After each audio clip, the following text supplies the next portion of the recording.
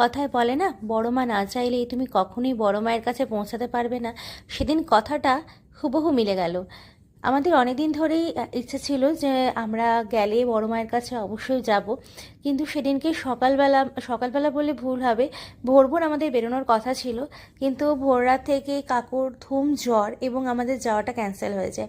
আমরা ভাবিনি যে আর বড় মায়ের কাছে হয়তো যেতে পারবো, মনটা ভীষণ খারাপ ছিল। তো ভেবেছিলাম যে হয়তো বড় মা চায়নি তাই হয়তো যেতে পারিনি, এটা ভেবে নিজেকে সান্ত্বনা দিয়েছিলাম। ভাবিনি যে যাওয়া মানে হয়ে উঠবে। এতটাই আশ্চর্যভাবে ০.৫ ঘন্টার মধ্যেই আমরা হঠাৎ করে ঠিক করি যে আমরা বড় মায়ের কাছে যাব। কাকু শরীরটা একটু সুস্থ বোধ করে, হয়তো সবটাই মায়ের আশীর্বাদে, এবং কাকু বলে চল আমরা এসেছি যখন ঘুরে আসি। এবং ০.৫ ঘন্টার মধ্যেই তৈরি হয়ে আমরা দুপুরবেলা খাওয়া দাওয়া করে বেরিয়ে পড়েছিলাম বড় মায়ের মন্দিরের উদ্দেশ্যে।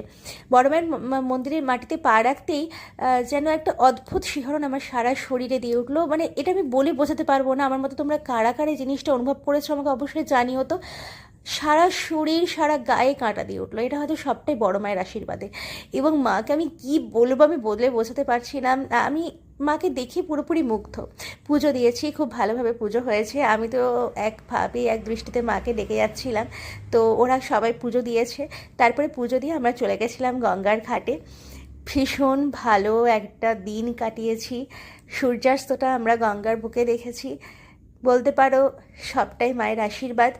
তোমরা যারা যারা আমার ভিডিওটা দেখছো, বড় মা যেন তোমাদের সব্বার ভালো করে।